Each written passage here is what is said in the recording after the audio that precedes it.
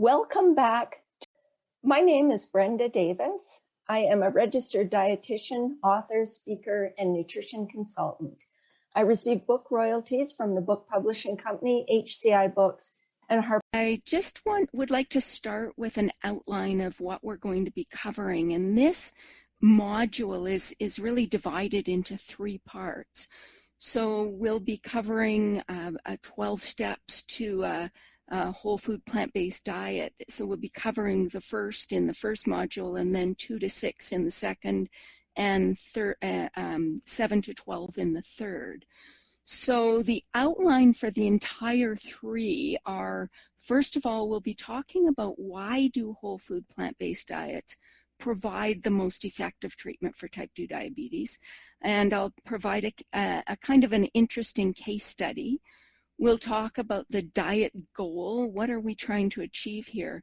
And then the diet protocol, which of course will be the balance of the presentation and the bulk of the presentation as well. This is where we cover all of the essential practice points for practitioners. The learning objective for part 1 is list 5 categories of plant foods and the most healthful choices within each category. So we'll move on to part 1. And in part 1, we'll cover why plant-based, so the rationale for selecting a plant-based diet. We will discuss a very interesting case study, and then we'll focus in on our main nutrition goal, and finally, step 1 of our 12-step nutrition protocol. So moving right along, why do plant-based diets provide highly effective treatment for type 2 diabetes? Well, plant-based diets work essentially because they address the root causes of the disease. And so I want to talk a little bit about those root causes, and we'll talk about how they actually do this. Well, well-designed plant-based diets promote healthy body weight and disable the drivers of insulin resistance and diabetes. And 4 of the key drivers are inflammation, oxidative stress, lipotoxicity, and dysbiosis. And so what I want to do is I want to take a look at each one of those and look at what we know about the impact of a plant-based diet on each of these drivers. So with inflammation, excess body fat, especially visceral fat, promotes the release of cytokines and adipokines that trigger inflammation. And inflammation interferes with insulin signaling, obviously increasing insulin resistance in the process. There is considerable evidence demonstrating improvements in inflammatory markers with plant-based diets. First, we have a 2016 systematic review and meta-analysis of 29 studies involving almost 2,700 participants that reported a reduction in the mean concentrations of the key biomarkers of inflammation with plant-based diets. The CRP was reduced by 0.55 milligrams per liter. Interleukin-6 was reduced by 0.25 nanograms per liter, and the SICAM was reduced by 25.07 nanograms per milliliter. And the author's conclusion here was that plant-based diets improve obesity-related inflammatory profiles and could provide means for therapy and prevention of disease. There was a systematic review and meta-analysis also done in 2017 looking specifically at vegetarian diets. So this could include lacto-ovo vegetarian diets. And they had a favorable impact on high sensitivity CRP in people that had been vegetarian for at least 2 years. So the differences weren't as great if they had been vegetarian for shorter periods of time. So of the 8 studies in the review and meta-analysis, 6 reported lower levels in vegetarians, 1 found no difference, and 1 actually reported higher levels. But overall, it certainly favored the plant-based or vegetarian diet. 3 studies have compared high sensitivity CRP levels in vegans versus non-vegetarians. The first was a 2007 study from the United States with 63 participants. Average high sensitivity CRPs of participants eating a Western style diet were 2.61 milligrams per liter, compared to omnivorous endurance athletes at 0.7 milligrams per liter and vegans at 0.52 milligrams per liter. The second was a 2017 study from Brazil with 268 participants. In this study, levels in omnivores averaged 1.1 milligrams per liter compared to lacto-ovo vegetarians at 0.8 milligrams per liter and vegans at 0.5 milligrams per liter. The third, a 2018 study with 100 participants, also from the United States, compared participants consuming an American Heart Association diet with those eating a... Now moving on to oxidative stress. Oxidative stress, we know, damages proteins, it damages DNA and cell membranes, it promotes insulin resistance, beta cell damage, impaired glucose tolerance, and all of the complications of diabetes that we're so familiar with. We have multiple, too many actually to list, studies that have consistently demonstrated that vegetarians, including vegans, have a more favorable antioxidant status than omnivores. And this is probably owing to their higher antioxidant intakes and their lower pro-oxidant intakes, both of which we'll talk about when we talk about the 12th step. Moving on to lipotoxicity. Lipotoxicity is actually a driver that a lot of practitioners have never even heard of. But what it is basically the accumulation of lipids in places where lipids are not intended to be. So for example, in non-adipose tissue, like vital organs, like your liver, heart, or pancreas, and in muscle tissue. And lipotoxicity can cause cell damage or cell death, tissue inflammation, mitochondrial dysfunction, insulin resistance, elevated triglycerides, and elevated blood glucose. And so this is not good news for people. And in fact, if you look at the research, it's absolutely fascinating that if you can produce a reduction in lipotoxicity within a week, you can get a reversal of insulin resistance. And this has been demonstrated using the bariatric surgery studies and the very low calorie diet studies. So a very, very important thing to be on the radar of all health practitioners. So what causes lipotoxicity? Well, lipotoxicity is caused by overconsumption leading to overweight and obesity. Diets high in fat, saturated fat, and/or trans fatty acids contribute to lipotoxicity, and diets that are high in refined carbohydrates, especially sugars, contribute to lipotoxicity. And we know people eating plant-based enjoy quite an advantage here as well. Vegans, for example, have the lowest rates of overweight and obesity of all dietary patterns. They have lower levels of lipids in their muscles, which of course we know as intramyocellular lipids, which is a marker of lipotoxicity, than matched omnivores. And the lowest intakes of saturated fat are in vegans compared to all other dietary patterns. And finally, dysbiosis. And we know people eating plant-based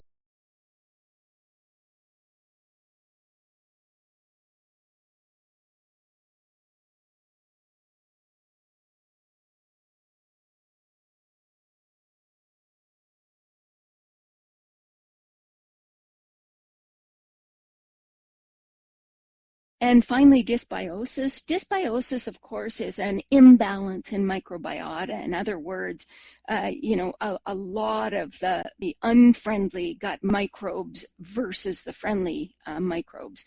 And dysbiosis has been linked with obesity, inflammation, and insulin resistance, all leading to the development of type 2 diabetes.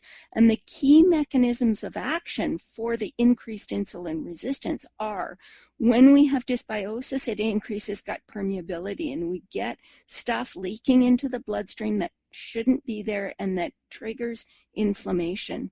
We get increased production of cytokines, which again trigger inflammation, and we can get metabolic endotoxemia, which we'll talk a little bit more about when we go through our 12 steps. But basically, this also increases inflammation, so all not good. So what causes dysbiosis? Well, we know people who consume... And finally, dysbiosis. Dysbiosis, of course, is an imbalance in microbiota. In other words, a lot of the unfriendly gut microbes versus the friendly microbes. And dysbiosis has been linked with obesity, inflammation, and insulin resistance. So what causes dysbiosis? Well, we know people who consume unhealthy Western-style diets have a less healthy gut microbiota. And these diets tend to be characterized by refined carbohydrates and ultra-processed foods. They tend to be high in meat, high in fat, very low in fiber. They're often high in alcohol, which can kill gut microbiota. They also tend to be high in chemical contaminants. And of course, other things like antibiotics and medications can play a role. Stress can negatively impact gut microbiota, as can poor dental hygiene. So we also have studies. So what causes dysbiosis? Well, we know people who consume unhealthy Western-style diets have a less healthy... So we also have studies, again, that have compared vegans and vegetarians with non-vegans, sort of the quality of their gut microbiome. And the first study was done in Brazil and actually compared vegans, lacto-ovo-vegetarians, and non-vegetarians. And the vegans in this study had the most favorable microbiota, followed by the lacto-ovo-vegetarians. And the researchers concluded that exposure to animal foods may favor an intestinal environment which could trigger systemic inflammation and insulin resistance. And the second study was a study from Italy in 2017, smaller study, just 10 vegans and 12 lacto-ovo-vegetarians and 7 non-vegetarians in this study. But they found that lacto-ovo-vegetarians and vegan diets resulted in a more favorable microbiota, with the lacto-ovo diet in this case being particularly favorable. And both the lacto-ovo-vegetarian and the vegan reduced genotoxicity. Now, why would the lacto-ovo-vegetarian diet have had more favorable results in this particular study? My guess is maybe they were eating more fermented foods and cultured foods like yogurt than the vegans. So, but we don't really know. They didn't discuss that. So the one thing that is crystal clear from all of the studies is that the most effective dietary patterns minimize pathogenic dietary components and maximize protective dietary components. When you examine protective factors, those that are most well recognized include fiber, phytochemicals, plant enzymes, antioxidants, anti-inflammatory compounds, plant sterols and stanols, pre- and probiotics, and both macro and micronutrients when they come from healthy sources.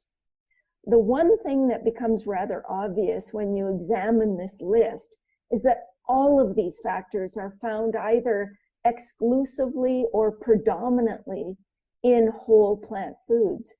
For example, fiber is found exclusively in plants, as are phytochemicals and plant enzymes, which actually help to convert phytochemicals into their bioactive metabolites. Antioxidants are found predominantly in plants, as are anti-inflammatory compounds. Plant sterols and stanols are found exclusively in plant foods, unless they've been added to processed foods like margarine. Prebiotics are found only in plants. They really come from fiber, but then again are sometimes added to processed foods as well. Probiotics are found mostly in cultured or fermented foods. And macro and micronutrients, of course, are present in all foods, but the healthiest sources are foods that are most concentrated in all of the other protective compounds that we talked about. So once again, of course, we're talking about predominantly plant foods. When we look at pathogenic factors like trans fatty acids, excessive saturated fat, refined carbohydrates, excessive sodium, chemical contaminants, products of high temperature cooking, pro-oxidants, new 5GC, TMAO, and endotoxins, we're looking at dietary components that are found predominantly in two categories of foods, and those are ultra-processed foods and animal products. If we go through this list, we can see trans fatty acids, which used to be used very liberally in processed foods, and now we have laws prohibiting their use in these foods. Total intakes have declined significantly, and now animal products are primary sources, these potentially damaging fats. Excessive saturated fat comes mainly from animal products, with increasing amounts being consumed as tropical fats like coconut and palm oil. Refined carbohydrates and excessive sodium come mostly from processed foods. Chemical contaminants come from conventionally grown produce, but many of these compounds move up the food chain, so are most concentrated in animal products. Products of high temperature cooking come mainly from fried, grilled, and blackened foods, but any foods cooked with dry heat at high temperatures can form these compounds. So of course, fast foods, which feature both animal products and processed foods, are high on the list of culprits here. Pro-oxidants, which can accelerate oxidative stress, come from overcooking, also from food processing, and also from heme iron in meat. New 5GC, which is a very pro-inflammatory molecule, is found in meat, especially red meat. A TMAO, or trimethylamine N oxide, is associated with the consumption of animal products containing carnitine and choline, and these are converted by gut microbes to TMA, and then of course converted to a very highly atherogenic compound called TMAO. Actually, TMAO can also come directly from consuming fish as well. And finally, endotoxins, which are the outer cell membranes of gram-negative bacteria that can leak out into the bloodstream and be quite inflammatory. And they come largely from meat, especially ground meat. The bottom line that we really need to remember is that two categories of foods, we need to minimize these two categories of foods, processed foods and animal products, if we're to achieve diabetes reversal. When you consider what Americans are actually eating, it becomes crystal clear why the majority of people succumb to diet-induced diseases.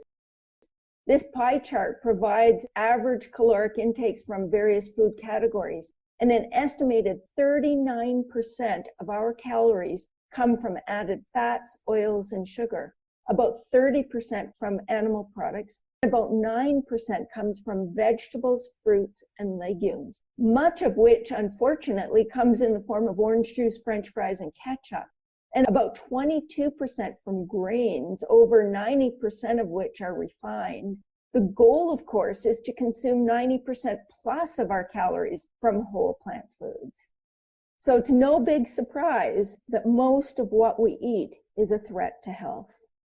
When we make a monumental shift in our diet and lifestyle choices, of course, our health shifts quite predictably. I want to take a moment to share a case study that illustrates this point beautifully. The case study begins with the story of Andreas. And Andreas, at 36 years of age, received a rare cancer diagnosis. After considerable research, he made the decision to shift from being a dedicated food and wine aficionado, whose favorite pastime was enjoying the most decadent offerings of the high-end restaurants in whatever city he was in, to being a whole food, plant-based diet devotee. He literally traded in steak and wine for greens, beans, sprouts, and seeds. And I know the details of this story because I was Andreas's dietitian. The good news is that his cancer went into remission. However, the most touching part of this story is actually what happened to Andreas's family. When they learned of his dietary shift, they decided that in order to really fully support Andreas, they would follow a similar dietary protocol. So the case study that I want to share with you is actually the story of Andreas's father, Carlos. So Carlos had type 2 diabetes, and he was diagnosed in 1993. The year before Andreas was diagnosed with cancer, Carlos had had a serious heart attack. He had hypertension, he had high cholesterol, he had peripheral artery disease, he had early stage renal failure, recurring gout probably 6 or 7 times a year, and cataracts, and the doctor said he would need surgery within the next year or two. So his prognosis was not good. He was told by his doctor that he had progressive irreversible diseases, and he could expect to live probably about 2 years, and he needed to get his affairs in order. His daily treatment was 17 pills and 35 to 40 units of insulin. After less than 1 year on a whole food plant-based diet, Carlos was taking 0 pills and 0 insulin. His lab results, his fasting glucose went down to about 80 to 87 milligrams per deciliter, A1C 5.1. His blood pressure went down to 115/70, a feat that couldn't be achieved on 2 blood pressure medications. His arteries opened up without any surgery. His peripheral artery disease disappeared. His kidney function normalized. He didn't have 1 single further recurrence of gout. And his cataracts stopped growing. He didn't require surgery. And 7 years later, Carlos's numbers have been maintained without any of these medications. It's really interesting to look at the coronary artery disease reports from 2005 and 2017 for Carlos. You can see here in 2005, he had fairly severe coronary artery disease. He had an inferior wall infarct with superimposed ischemia. He had inferior wall hypokinesis. He had a reduced ejection fraction. His ejection fraction was 50%. And then in 2017, there was no evidence of abnormal cardiac activity, no evidence for reversible perfusion defects. And he had no evidence of ischemia, normal chamber size, and normal ejection fraction of 61%. So quite recovery from 2005 to 2017. And of course, remember, he was told he had progressive irreversible disease. So this tells a lot. A sort of take-home message here is this is what is possible. Not everyone is willing to make the kinds of lifestyle changes that Carlos made. But in my opinion, everyone has a right to know that lifestyle changes are a safe and highly effective treatment option.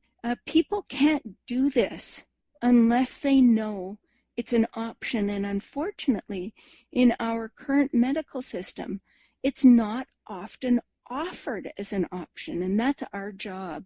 It's absolutely critical that it become an option and that we have programs in place that support that option. The bottom line, again, is the greater the change in the individual, the more impressive the results. The more we change, the more we heal. You've heard it before, you'll hear it again. So we see the kinds of changes we saw in Carlos in people that are highly motivated. We don't see that in everyone, but part of our job is to motivate people, to do what we can to motivate. The nutrition goal is simple. But to accomplish this task, insulin sensitivity must be restored. We must produce weight loss in overweight participants, reduce inflammation, reduce oxidative stress, reduce lipotoxicity, restore the gut microbiome, and restore nutritional health. But even in these individuals, we can dramatically improve the course of the disease and the potential for complications. The diet protocol, 12 steps to defeating type 2 diabetes, This is the essential practice points for practitioners. Step 1 is to make whole plant foods the foundation of the diet. And this step 1 is probably our longest step and our most important step. So we'll be taking a little bit of time with this one. So what we want is at least 9 servings of vegetables and fruits per day, and hopefully even more than that, but this is where to start, is at 9 servings. We want at least 6 servings of non-starchy vegetables every day. And a serving is a cup of leafy greens, or 250 mils, a half a cup of raw or cooked vegetables, or a half a cup of vegetable juice. So the focus is on the whole foods, of course. We want at least 3 servings of fruit. And I know some people will be wondering, do we want that much fruit? Fruit is not a problem for people with diabetes in reasonable amounts. So a serving is a medium fruit, or a half a cup of raw or cooked fruit, or juice. We discourage fruit juice, particularly when we're trying to reverse the disease, or a quarter cup of dried fruit. And again, we want to minimize the intake or use very small portions. Very, very interesting to look at vegetable and fruit intake studies and diabetes risk. And this is actually Epic Norfolk. So this is from the UK. And this particular study showed us that a strong inverse association between fruit and vegetable intake and diabetes incidence. And we're looking at quartiles here. Compared with quartile 1, which is the lowest quartile of intake, the risk was reduced. The risk of developing diabetes was reduced by 30% for the second quartile, 66% for the third quartile, and 81% for the fourth quartile. So for people eating the most fruits and vegetables, risk of diabetes was reduced by over 80% just by adding vegetables and fruits to the diet. This is powerful. There was another fruit and vegetable intake, a meta-analysis showing, and this one, I believe this one was from China, but this was 10 studies, over 400,000 participants, and the risk was 10% lower per serving of vegetables. Unfortunately, it wasn't statistically significant, but green leafy vegetables, 13% lower per 0.2 servings a day. 0.2 servings a day, it's almost nothing. And fruits came out at 7% lower risk per serving per day. So again, quite astonishing when you think we're talking about at least 9 servings, hopefully 10 or 11 or 12 or more servings of vegetables and fruits a day. Now there's a tool you may be familiar with. This is a tool created by Dr. Joel Fuhrman, and it's called Andy. And this is a score chart that basically gives us an idea of the nutrient density. And it's not really purely nutrient density, because it does include or incorporate some things that aren't technically considered nutrients, like phytochemicals. But we're looking at the density of protective compounds, the phytochemicals and the fiber and the nutrients as well in foods. And what you can see with this nutrient density index is that green leafy vegetables are at the top of the chart, with about a score of 300 to 1,000 in this category. And then other non-starchy vegetables are around 100 to 500, fruit around 50 to 200, starchy vegetables around 30 to 100, legumes around 50 to 70, fish around 30 to 50, and nuts and seeds a wide range from 15 to 115, and then whole grains around 20 to 40. And then other animal products besides fish come into between about 10 and 35, meat, milk, and yogurt, and meat, poultry, and eggs, and hard cheese. And then at the bottom of the barrel, we have things like French fries, deep fried foods, and vegetable oil. And the only thing that comes in lower than vegetable oil is sugar. So you get the idea. We want to be staying in that sort of realm of whole plant foods. And we want to be eating a rainbow of fruits and vegetables. And why is this? Well, the reason is because color in food gives us an indication of the protective chemicals that are also in that food.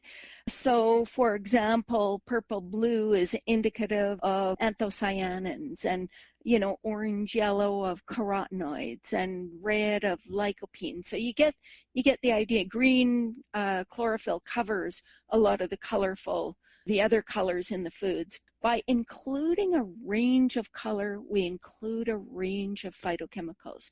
And so what do we want? We want a lot of green. So at least 3 green, at least 2 orange yellow, at least 2 red pink, at least 1 purple blue, and at least 1 white beige. Even white beige foods have some unique phytochemicals, like in the allium family, garlic and onions, allan, and getting converted to allicin, which is a very active compound that can be very protective. So we want the whole 9 yards. We want to be supersizing dark green leafy vegetables, aiming for at least 3 cups a day. And the easiest way to do that really is to do a large salad every day. But there are other options. You can steam greens. If you have a hard time eating a large volume, you can steam them and add a little balsamic vinegar and eat them, 3 times a day with each meal. So there are certainly other options. We do want to focus on berries because berries have the most fiber and antioxidants of all the fruits. And their sugar content does tend to be lower than many fruits, and certainly it's more moderate than other fruits.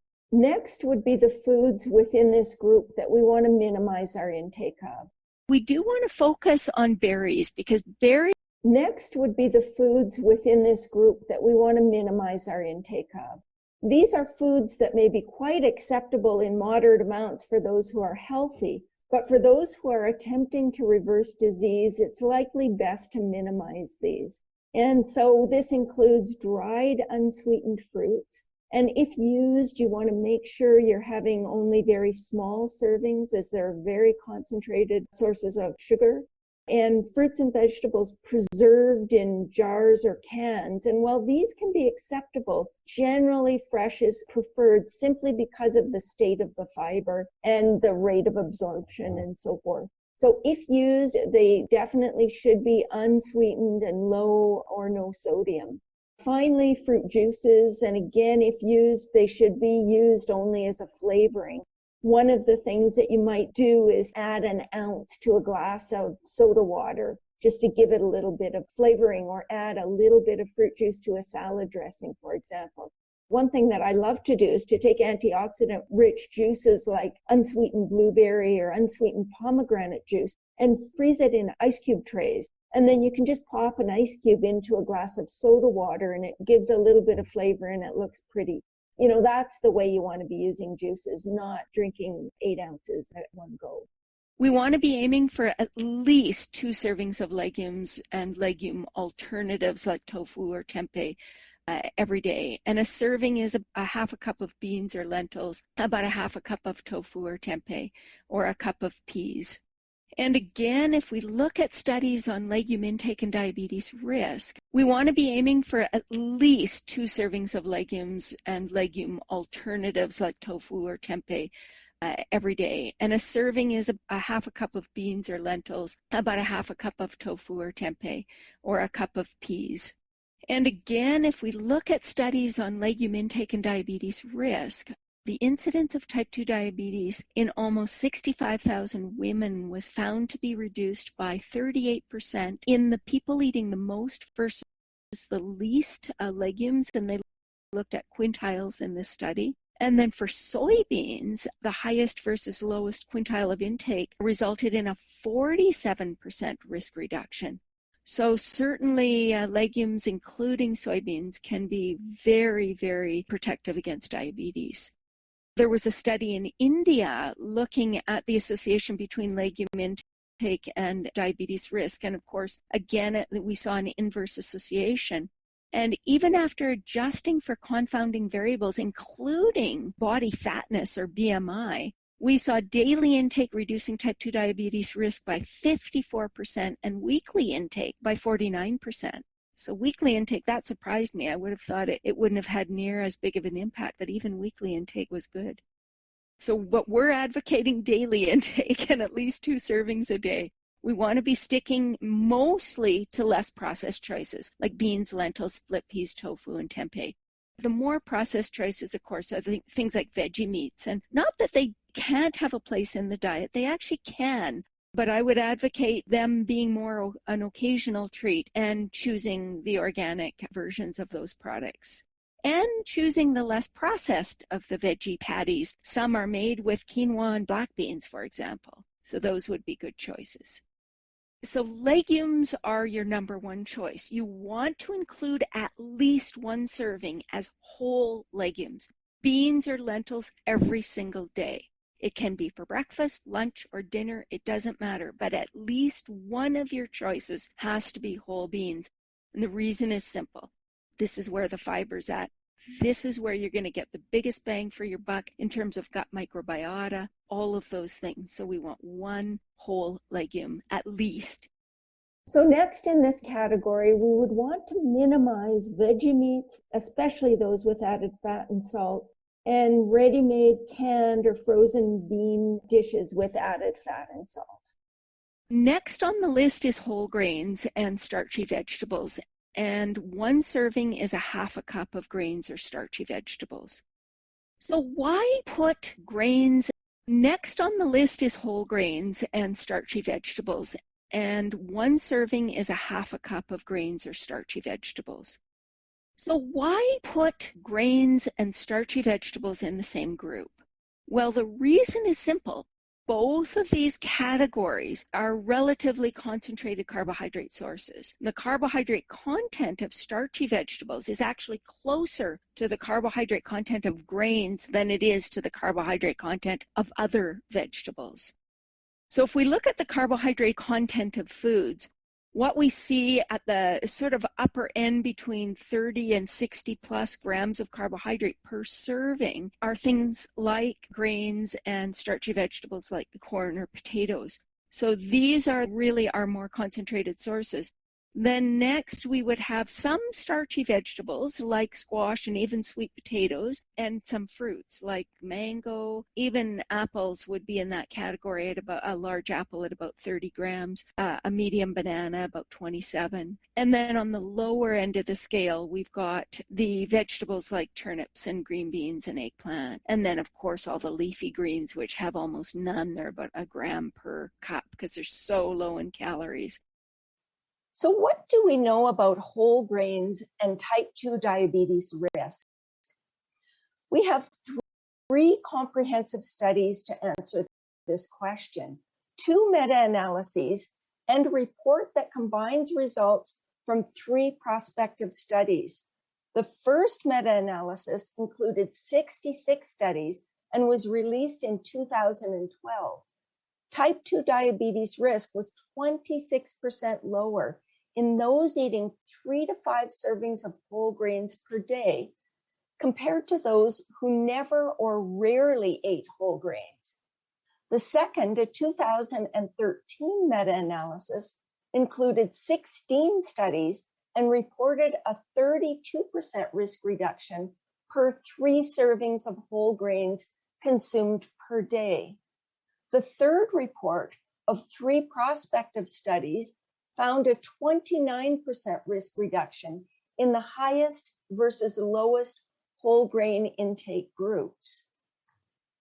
And there was another study in 2018, a Danish study that looked at diet, cancer, and health, and they found that during the study, almost 7,500 people were diagnosed with type 2 diabetes. And the follow-up was about 15 years. And the results were that per serving of whole grains was just a half an ounce. So it's really per half serving, really, because a serving is generally an ounce. The risk of type 2 diabetes was reduced by 11% for men and 7% for women. That's huge considering the size of the portion. We also have 2 studies reporting on the relationship between white potatoes and type 2 diabetes risk. In a 2016 meta-analysis, 5 studies reported either no association or a negative association with potato consumption. 2 studies found a positive association or an increased risk for type 2 diabetes. And all 3 studies that examined the relationship between French fry intake and diabetes risk reported a positive association. A second study from 2018 reported a significant risk reduction in consumers, whether it was total or boiled potatoes. The take-home message here is that potatoes are not always off limits, but potatoes are a concentrated calorie source with a fairly high glycemic index and glycemic load. So they should be consumed only in moderation and only when prepared without added fat, certainly never fried. So we want to be selecting mostly unprocessed whole grains. And that means we're eating grains really as they're picked off the plant. And the other thing to take note of, and you'll notice a couple of the pictures here, you want to think about color in grains as well. So for example, just selecting black or red quinoa, black or red rice in the lower middle picture here. We've got black rice. So because the color, again, in grains, like in any other food, shows us a little more concentrated phytochemical content. And so again, with starchy vegetables, we want to go for color. And so if we're choosing sweet potatoes, the deep orange, the purple, same with potatoes, we'd be better off with purple or red rather than white. And in the squashes, getting the colorful squashes as well.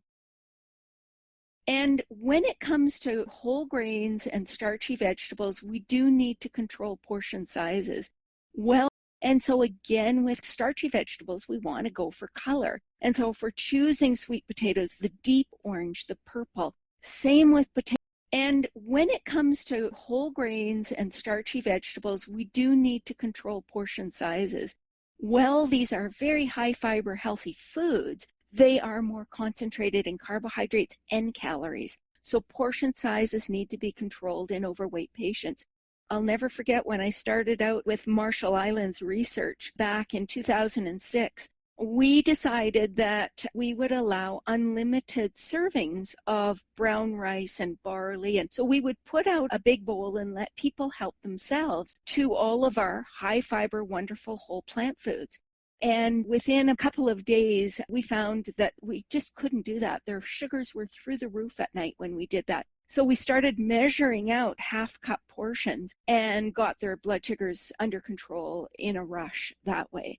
And so we really do need to be conscious, especially for people that are really insulin resistant.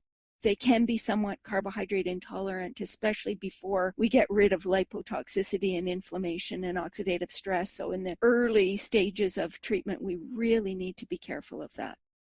Then we want to minimize our use of starchy vegetables with added fat and salt. The more highly processed whole grains, such as flaked or puffed whole grains, and whole grain flour products such as whole wheat bread, muffins, crackers, and pretzels. And then on to nuts and seeds. 1 serving is about 1/4 cup or 2 tablespoons of nut or seed butter. And when we look at research on nuts and then on to nuts and seeds, 1 serving is about 1/4 cup or 2 tablespoons of nut or seed butter. And when we look at research on nuts and diabetes risk, it's quite interesting because and then on to nuts. And when we look at research on nuts and diabetes risk, it's quite interesting because they pretty consistently seem to have favorable impacts. So there was a 2017 study that reported that those consuming 4 or more servings of nuts per week had a 36% reduction in diabetes risk. When it was fully adjusted, the odds of getting diabetes was about half in nut consumers compared to those consuming less than 1 serving of nuts a week. So and when I say fully adjusted, we're controlling for all of the confounding variables like smoking and alcohol intake and body mass index and so forth. Now, when we look at research on nuts and diabetes risk, it's quite interesting. Now, when we replace carbohydrates with nuts, comparing a high nut diet with about almost 500 calories worth of nuts, with a diet providing 3 whole wheat muffins in place of the nuts, about the same number of calories, compared to the muffin eaters, Nut eaters had better glycemic control, 2 A1C points lower than the people eating the muffins, and they had improved blood glucose control and improved cholesterol particle size. So really quite an interesting finding there. Now, there are some older meta-analyses. We have 3 meta-analyses from 2014 and 2015 that found that while the trend was towards risk reduction of about 20% per serving of nuts, the association was either not statistically significant or was attenuated after adjustment for BMI in these older studies. Fewer studies have been done on seeds, but as seeds tend to be higher in fiber, trace minerals, and essential fatty acids, we would actually expect even more impressive results if we had the studies. We do have a few, and one of the studies of note is a 2017 study that compared 2 groups of overweight and obese individuals with type 2 diabetes who were on calorie-restricted diets. One group received 30 grams of chia seeds per 1,000 calories, and the other received 36 grams of oat bran per 1,000 calories. At 6 months, the chia group actually had significantly better outcomes. Those in the chia seed group had lost an average of 1.9 kilograms compared to only 0.3 kilograms in the oat bran group. The waist circumference dropped 3.5 centimeters in the chia group compared to 1.1 for the oat bran group. And finally, the CRP dropped 1.1 milligrams per liter in the chia seed group and only 0.2 milligrams per liter in the oat bran group. Of all the high-fat foods that we could choose from, I think seeds are probably the most important.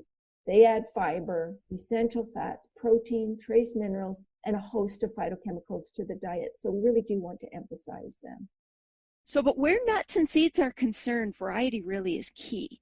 So for nuts, almonds have the most calcium and vitamin E of any nut. Brazil nuts have the most selenium. Cashews have the most zinc. Hazelnuts and pecans have the most manganese. Pistachios have the most potassium. Pine nuts the most iron. Walnuts the most omega-3s. And so it's important that we include a mix of these foods. And seeds, we see the omega-3s with chia seeds and flax seeds. We see calcium with chia seeds, lignans with flax seeds, and hemp seeds are very high in protein. Pumpkin seeds in zinc and iron as well. Sunflower seeds and vitamin E, they're even higher than almonds. So again, we can see why variety is a really good idea. And of course, within the mix, we need to make sure the sources of omega-3 are there. Flax seeds, chia seeds being the most concentrated, and then walnuts and hemp seeds being somewhat less concentrated. Hemp seeds have an omega-6 to 3 ratio of about 3 to 1, walnuts about 4 to 1, whereas flax seeds and chia seeds are the reverse. Flax are about 0.28 to 1, and chia seeds are way less than 1 to 1 as well. So very important to include some of these foods in the mix. And we need to keep our portions moderate, however, because nuts are high in fat and calories with about 600 to 800 calories per cup. So we're not wanting to eat them by the bowlful. We want to eat in small quantities, especially for people that are trying to lose weight because they can't afford the calories. However, I will say this. Studies estimate that we only absorb probably 75% of the calories that are there. So we lose about 25% of the calories in nuts and seeds in our feces because they just are bound to fiber, etc. So we do overestimate calories in nuts and seeds a little bit. But we do want to eat in small quantities. So we're looking at an ounce or 2 a day being a fairly reasonable amount. Of course, we want to minimize intake of nuts and seeds with added oil or salt, and nut and seed butters with added salt as well. And our final category is herbs and spices. And normally you don't really see herbs and spices as being something that would deserve their own food category. But I believe that they do deserve their own food category and that they're underrepresented in our guidelines and food guides and everything else because they're so potent for such a small amount. They've got no calories and they got a ton of antioxidants and phytochemicals. And so I think we actually need to think about how we can incorporate more herbs and spices into every single meal, including breakfast. And so when we talk about a serving size, we're talking about a 1/4 teaspoon for ground, 3/4 of a teaspoon for dried crumbled, and a tablespoon for fresh. And so we just really need to think about adding those in. So when we look at studies, we have multiple studies demonstrating beneficial effect of individual herbs and spices. And the strongest evidence for improvements in diabetes markers are for cardamom, cinnamon, cloves, cumin, fenugreek, garlic, ginger, ginseng, oregano, rosemary, and turmeric. And so again, just thinking about how we can add more of these particular foods into the diet. One of the most impressive spices of all is turmeric. Turmeric contains a compound called curcumin, which has been associated with benefits for those with type 2 diabetes in at least 18 studies. Curcumin has been shown to have anti-inflammatory effects, antioxidant effects, anti-apoptotic effects, and anti-lipemic effects. On a practical note, the fresh fruit is quite expensive and tends to go soft quickly. So when you purchase it, you can wash it, dry it, and freeze it immediately. I actually do this for ginger, for fresh ginger root as well. And then you can simply use the turmeric or the ginger straight from the freezer with a rasp grater. You don't have to thaw it at all. You use it directly from the frozen state, and it keeps it really fresh. That means that you will have absolutely no waste of these valuable spices. Now, we have a few studies on cinnamon as well, and cinnamon supplementation, 500 milligrams twice a day, resulted in improved anthropometric measures, including body mass index, body fat, and visceral fat, improved glycemic response, fasting blood glucose, A1C, fasting insulin, insulin resistance, and in lipids, total cholesterol, LDL cholesterol, and HDL cholesterol. And the changes were generally more pronounced in people with high body mass index. So that is most people with diabetes. One thing I do want to mention about cinnamon, though, is there are two types of cinnamon.